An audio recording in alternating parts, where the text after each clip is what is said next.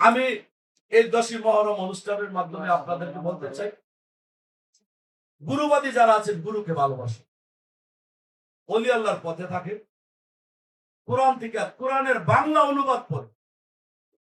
কোরআনের বাংলা অনুবাদ যদি পড়েন, প্রতিদিন সকালবেলা আপনার বাইরে এসে চোখ দিয়ে পানি আসবে, আফসোস করবে যে কোরআন বলে কি, মানুষ করে কি। কোরআনের কথার সাথে কোনো কথারই মিল নাই মানুষ। সবচেয়ে বেশি ব্ল্যাক মিল হচ্ছে কবর আযাব দিয়ে হাজার হাজার টাকা রুজি করছে।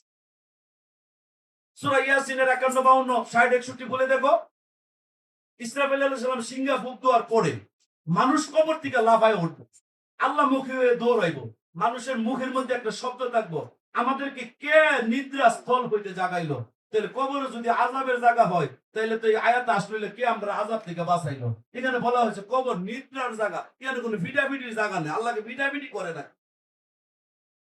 কবরের ভিতরে শোয়াই দিলে নাকি দুইটা ফেরেশতা আইব, একটা হুদা বাইরেইব আর আরেকটা হুদা লেখবো, যেটা বাইরেইব এটা কালা হাতকাল। এটা কি কোরআনের আয়াত? এরপরে কবর জিজ্ঞেস, মান রাব্বুকা ও মান দিনুকা মান হাযা রাসূলুল্লাহ জি বুইসুবিকুম, যিনি তোমার সামনে আছে, হাযা এভাবে সামনে বলবে, এই যে যিনি তোমার সামনে আছে তিনি কি চিনো কিনা। আল্লাহ রাসূলকে যদি সামনে রাখে আর উম্মত যদি সুদ খায়া যা, ঘুষ খায়া যা, বাটপারি করে যা, নবীর তো চিনতো না, তাই না কথাটা? তো যদি নবীর তোমার চিনি না, এই হাজার হাজার মানুষ মারা যাবো, হাজার হাজার বার নবীর কবরের ভিতরে তোমার চিনি না, আর হাজার হাজার বার নবীজি বেজার হয়ে মদিনা যাবো, এটা আল্লাহ সহ্য হবে?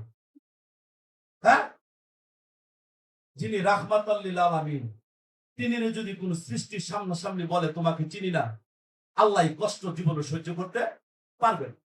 সুতরাং এই মর্মে কোরআনে কোন আয়াতে আসে না যে কবর 3টা প্রশ্ন জিজ্ঞেস। আর এই যে সহজ সহজ 3টা প্রশ্ন, এটা আমরা মূলত রমেশ ফলে উত্তর দিতে হবে। মান রাব্বুকা কইব ভগবান, অমান দিনুকা কইব ইসলাম, ইয়া নবীউকা হযরত মুহাম্মদ সাল্লাল্লাহু আলাইহি সাল্লাম। এর কি পরিশ্রম লাগে? আর ইবলিস তো হাসরের ময়দানে আল্লাহর কাছে বলবে, সহজ সহজ 3টা প্রশ্ন দিয়ে সেটা ব্যস্তটা দিয়ে দিলা, আর আমার গিয়া কষ্ট দিলে আদমের নিমিতে শ্রদ্ধা করবো, মাথা নত করুন লাগে। তো আমার এই 3টা প্রশ্ন দেও, আমি উত্তর দিয়ে ব্যস্ত যাবো। এদিনকে আল্লাহ ইবলিসের কাছে সরি কইব? সুতরাং এই হইল ভানুয়াটি কথাবার্তা। এই মর্মে কোরআনে কোন আয়াত আসে নাই। সূরা ইনশিকাকের 5 নম্বর আয়াত খুলে দেখো, হে মানুষ, আমাকে পাওয়া বড় কষ্ট, অনেক কষ্ট সাধনার ফলে বন্দার সাথে আল্লাহ সাক্ষাৎ হবে। কষ্ট ছাড়াই সহজ সহজ প্রশ্ন জিজ্ঞাসা। ওই দিন এক মৌলবী মাওলানা তৈয়ব সাহেব বলো, আমি ফেসবুকে দেখতেছি, কবরের প্রশ্ন জিজ্ঞাসা যখন উত্তরটা দিয়া লাই তারবা, তখন ফেরেশতারা গাদির মধ্যে 3টা থাপড়া দিল, দিয়া সেরে আরবিতে কইব, নাউম নাউম, আরামের ঘুম ঘুমাও, যেমন ঘুমাইছিলে বাসর রাত্রে, ওই বাসরের মতো তুমি ঘুমাইতে থাকবে। এর ভিতরে তার সুতি বাট্টা জুয়া টেয়াটুয়া যা হইতা হোক, খালি সিগনালাই তালি সব যাইব না। এই ধরনের একটা কমন সেন্স তো থাকার দরকার। হেরা এই ওয়াজ কইরা কইতেছে হেরা মুমিন, আমরা হয়ে গেছি কাগজ। সূরা শুআরার 19 পারা 89 নম্বর আয়াত খুলে দেন, ইল্লা মান আতাল্লাহ বিকালবি সালিম, যতক্ষণ পর্যন্ত মানুষ বিশুদ্ধ অন্তর না হবে ততক্ষণ পর্যন্ত একটা মানুষ তার স্রষ্টার সাথে সাক্ষাৎ, এর বিশুদ্ধ অন্তরের কথা বলা হয়েছে।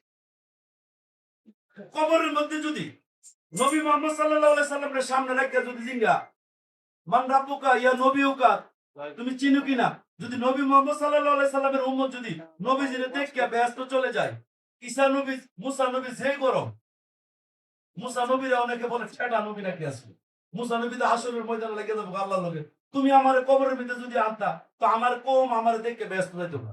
তুমি নবী মুহাম্মদের কবরও আনলা, আমার কবরও নিলা না, আল্লাহ মুসা নবীর লোক কি উত্তর দিব সেদিন?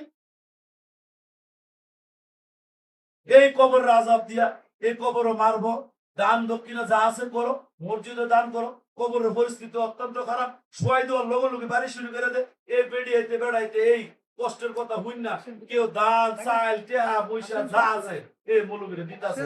তাইলে আসলে মূলত এই ধরনের কথাবার্তা কোনো কোরআনে এই মর্মে কোনো আয়াত আসে নাই।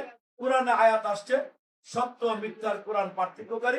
যতক্ষণ পর্যন্ত মানুষ সৎ কাজ না করবে, মিথ্যা পরিত্যাগ না করবে, ততক্ষণ পর্যন্ত সে মুমিন হইতে পারবে না। তোমরা যদি মুমিন হইতে চাও, তোমরা যদি নবীওয়ালা হইতে চাও, তোমরা যদি নবীকে ভালোবাসতে চাও, নবীর রঙে রঙিন হয়ে যাও। আর সে নবীর রঙে রঙিন যদি হইতে চাও, নবী যাকে রঙিন করে দিয়েছে তাকে তালাশ করো। নবীজি কাকে রঙিন করে গিয়েছিলেন? গাদির ঘুমের মধ্যে খুলে দেখো, সেদিন সূরা মায়াদার 66 নম্বর আয়াতের ব্যাখ্যায় আসছে, সেখানে বলা হয়েছিল, হে নবী, তোমার কাছে যে আমার অহিকৃত বাণী আসলো, কেন তুমি পৌঁছায় দাও? কেন শব্দটা ব্যবহার করা হয়েছিল? নবীজির সাথে এখানে আল্লাহ রাগ করেছিলেন, তুমি তাড়াতাড়ি পৌঁছায় দাও, কেন দাও? কারণ সূরা আহজাবের 40 নম্বর আয়াত আসছে, মা কানা মুহাম্মাদুন আবা আহাদিন মিন রিজালিকুম ওয়ালাকিন রাসূলুল্লাহি হাতামান নাবিয়্যিন। নবুয়তের দরজা ক্লোজ হয়ে যাবে, নবুয়তের দরজা বন্ধ হয়ে যাবে, কিন্তু তোমার রেসালত যদি বন্ধ হয়ে যায়, ধর্ম তো কায়েম হবে না, ধর্ম বন্ধ হয়ে যাবে। তুমি কেন রেসালতটা তাড়াতাড়ি পৌঁছায় দাও না? এই আয়াতটা আসার সাথে সাথে গাদির জলাশয়ের মধ্যে উটের পৃষ্ঠের মধ্যে মঞ্চ তৈরি করে সেদিন নবী যে রঙিন ছিলেন, সেই রঙিনটা মাওলা আলীকে বানিয়ে দিয়ে গিয়েছিলেন, আমি যার মাওলা আলীও তার মাওলা। আমরা সে মাওলা আলীকে ভুলে গিয়েছি। মাওলা আলী যখন বিদায় নেয়, সেদিন মাওলা আলী রঙিন ছিলেন, সেই রঙিন বানাই দিয়ে গেলেন, আমি তো চলে যাব, আমানত তো হিয়ানত করা যায় না, রেসালাত হইল আমানত, রেসালাত হস্তান্তরযোগ্য। সূরা আল ইমরানের 124 নম্বর আয়াত খুলে দেখো, রেসালাত হস্তান্তরযোগ্য, নবুয়ত হস্তান্তর যোগ্য না। নবীজি রেসালাত মাওলা আলীকে দিয়ে গেলেন। মাওলা আলী ভাবলেন, আমি যখন চলে যাব, আমার রেসালাত যদি বন্ধ থাকে, তাহলে তো কিয়ামত পর্যন্ত ধর্ম বন্ধ হয়ে যায়। সেদিন মাওলা আলী হাসান বসরিকে ডাক দিয়ে বলেছিলেন, আপনার আলোক করিয়া, আমি যার মাওলা, আমার হাসান বসরিও তার মাওলা। আমরা সে হাসান বসরিও বলে গেছি।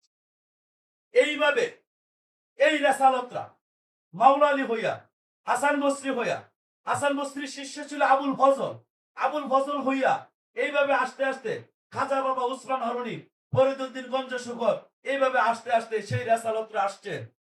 যার যার মুর্শিদ তার তার গুরু, সেই গুরু হয়েছে তোমার জন্য রসুল। যিনি মুর্শিদ তিনি রসুল, রসুলের হাত আল্লাহর হাত। আমরা সেই রসুল কাবা বলে গিয়ে, গুরুর কাবা বলে গিয়ে আমরা মসজিদপন্থী হয়ে গেছি। যে মসজিদের মধ্যে আমরা বলি ইন্নী ওয়াজ্জাহাতু ওয়াজহিয়া লিল্লাযী, এটা বাংলা কি?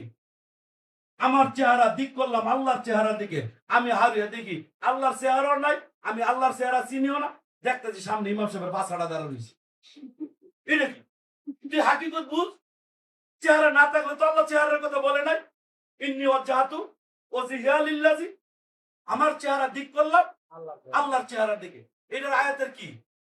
সূরা বাকারার 43 নম্বর আয়াত খুলে দেখো।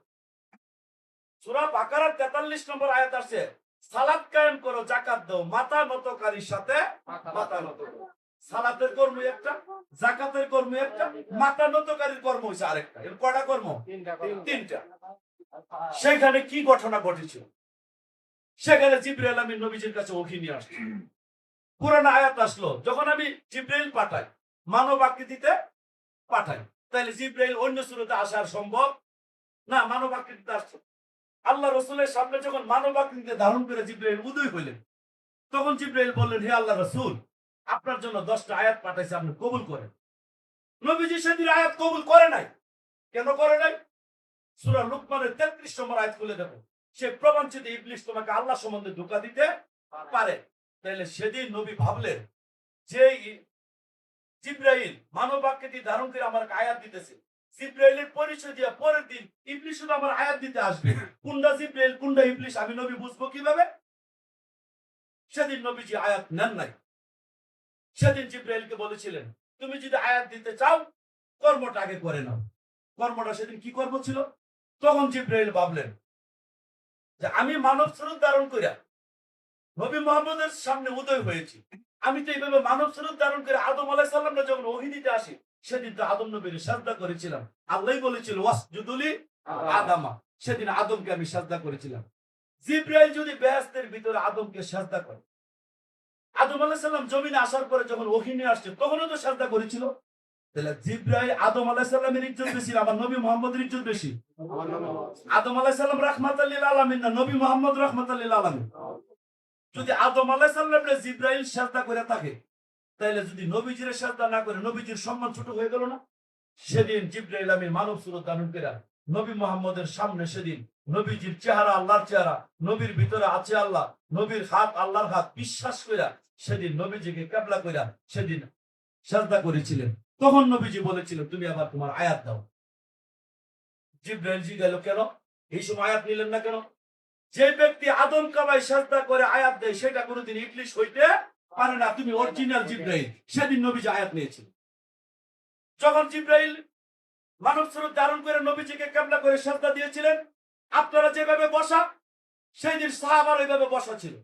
কিছু কিছু সাহাবা জিব্রাইল যেভাবে সাজদা করেছে, কিছু সাহাবা সাজদা করেছিল, কিছু সাহাবা সাজদা করে নাই। যারা সাজদা করে না সেদিন নবী মোহাম্মদকে জিজ্ঞাসা করেছিল, হে আল্লাহ রাসূল, আমরা কি বিপাকে পড়ে গেলাম? মানব আকৃতি ধারণ করে কে আপনাকে সাজদা করেছিল? নবীজি নিজের মন থেকে কোনো কথা বলেন নাই। সূরা নজমের 3 নম্বর আয়াত খুলে দেখো। নবীজি নিজের মন থেকে কোনো কথা বলেন নাই। সাথে সাথে জিবরাইল আবার ওহী নিয়ে আসলো। ওহীর মধ্যে কি আসলো? সালাত কায়েম করো, যাকাত দাও, মাথা নতকারীর সাথে মাথা নত করো। সেদিন নবী মোহাম্মদকে কিবলা করে সাহাবারা সাজদা করেছিলেন। সেটার এই সাজদার গুরু ছিল জিবরাইল। জিবরাইল সেদিন শিক্ষা দিয়ে গিয়েছিলেন। আমরা সেই রসুলের হাত, আল্লাহর হাত বাদ দিয়া, আমরা সেই গুরু কাবা বাদ দিয়া, আমরা সেই বায়াত বাদ দিয়া, আমরা এই রসুল বিশ্বাস বাদ দিয়া আমরা মসজিদমুখী হয়ে গেছি। ইমাম সাহেব হুজুর যেটা কো এটাই আমার লিগা শ্রেষ্ঠ। কো ইমামের হাত আল্লাহর হাত কোরআনে কোন আয়াত আসছে? মৌলবীর হাত আল্লাহর হাত কোরআনে কোন আয়াত আসছে? না। সূরা হজ্জের 51 নম্বর আয়াত খুলে দেখো, সূরা হজ্জের 52 নম্বর আয়াত খুলে দেখো। রসুল যখন দ্বীনের উদ্দেশ্যে কোনো কথা বলে, আল্লাহ পাক বলেন তাদের কথার ভিতরে ইবলিশের কিছু ভ্রান্ত কথা ঢুকাই দিতে চাই। আমি আল্লাহ ওই ইবলিশের ভ্রান্ত কথাটা দূর কইরা রসুলের সঠিক কথাটা চালিয়ে দিই। তুমি মৌলবী যে ধর্মের কথা বলো, ইবলিশ যে তোমার ভিতরে কথা ঢুকায়, এই কথাটা তো আল্লাহ দূর করে না। আল্লাহ তো বলছে রসুলেরটা দূর করুন। রসুলকে যিনি মুর্শিদ তিনি রসুল। এই জন্য গুরুগণ যখন ধর্মের কোনো কথা বলে, গুরুগণ যখন ধর্মের আলোচনা করে, তাদের কথার মধ্যে কোনো ভায়াসা কথা ঢুকে না।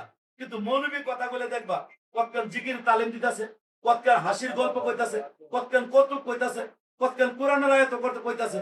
তাদের কথার মধ্যে মিশ্রিত আছে। কিন্তু সাধু গুরুরা যখন কোনো কথা বলে, এখানে কোনো হাসি তামাশার কোনো কথা আসতে পারে না, কারণ সেই কথাটার স্বয়ং আল্লাহ হেফাজত করে। আমরা চাই এখন যে যুগে আমরা আসছি, এই যুগে রসুলের হাত আল্লাহর হাত, এই গুরু কাবা বাদ দিয়া, এই বায়াত বাদ দিয়া মানুষ গেছে গা 99% মসজিদ মুখী হয়ে। শুক্রবারে জুম্মার সময় ওই দিন আমি গেছিলাম কই জানেন, গোলাপীর মাজারে দিয়ে গেছিলাম, বয়ে রয়েছি সব মানুষ মসজিদে গেছে, আমি একা বই রয়েছি। কই যাম? যে মসজিদের মধ্যে মহরম কি জিনিস অস্বীকার করে, যে মসজিদের মোল্লার নির্দেশে কবর থেকে লাশ উড়ে বুঝালাম, যে মসজিদের মধ্যে অলি আল্লাহ জিন্দা এই কথাই মানতে রাজি না, যে মসজিদের মধ্যে বায়াত হইতে হবে সেই কথাটাই মানে না, যে মসজিদের মধ্যে যার যার গুরু তার তার রসুল এই কথাই বিশ্বাস করে না, যে মসজিদের মধ্যে ফকির ফাঁকা পাইলে তাদেরকে ধরে মারে, চুল কাটা দেয়, সেই মসজিদের ভিতরে যাইয়া তুমি গুরুবাদী দ্বারা লোক হয়ে এসে মসজিদের ভিতরে নামাজ পড়ো, তোমার তো একটু লজ্জা থাকা দরকার। সুতরাং আল্লাহকে সাজদা দিতে কেউ বিরত নয়। তুমি যে সিস্টেমে যে পদ্ধতিতে সাজদা দিচ্ছ, এই পদ্ধতি কোরআন আমাকে বলে না। সূরা নাবার 39 নম্বর আয়াত খুলে দেখো। তোমরা যদি আল্লাহর কাছে আসতে চাও তাহলে একটা ঠিকানা সাব্যস্ত করো। ঠিকানাটা কি? আমি নিজে নিজে করলে হবে না, আল্লাহ ঠিকানা সাব্যস্ত করে দিয়েছেন। রসুলের হাতে যখন হাত দিয়ে বায়াত হবে, সে হাতটা মনে করবে আল্লাহর হাত। ঠিকানাটা কেডা করলো? আমি করলাম না আল্লাহ করলো? আল্লাহ বলেন যে তোমরা যদি আমার কাছে আসতে চাও একটা ঠিকানা সাব্যস্ত করো। রসুলের হাত আল্লাহর হাত, এটা আমার বানানো, এটা কোরআনের আয়াত। রসুল পাথর মারলে আল্লাহর মারা হয়, এটাকে আমি ঠিকানা করেছি না আল্লাহ করেছে। ওহুমা কুনতুম আইনামা কুনতুম, হে নবী তুমি যেখানে থাকো আমি তোমার সাথে আছি, এই ঠিকানাটাকে আমি করেছি না আল্লাহ করেছে? আল্লাহ। নাহনু আকরাবু ইলাইহি হাবলিন মিন ওয়ারিদ, প্রত্যেকটা মানুষের ঘাড়ে সাহায্য করে আমার অবস্থান, এটাকে আমি করেছি না আল্লাহ করেছে? সূরা আনফালের 24 নম্বর আয়াত বলে দেখো, মানুষের অন্তরের কাছাকাছি আমি আল্লাহর অবস্থান। তাহলে এই ঠিকানাটাকে আমি করেছি না আল্লাহ করেছে? আল্লাহ ঠিকানা করে দিয়েছে। যার যার গুরু তার তার রসুল। তোমরা গুরুর হাতে বায়াত হইয়া ওই গুরুর আদেশ নির্দেশ তোমরা মানো। সূরা বাকারার 151 নম্বর আয়াত খুলে দেখুন, রসুল তোমাকে পবিত্র করব আর হে ঝর্ণার পানি দিয়ে পবিত্র হয়েছে। এই আয়াতটা মিথ্যা না? গুরু ছাড়া ভক্ত কোনোদিন পবিত্র হইতে পারে না। আপনারা যারা আছেন গুরুকে ভালোবাসুন, গুরুর দরবারে পড়ে থাকেন, গুরুর বাক্য মানেন, এই আফে তাফে কথা মানার কোনো দরকার নাই।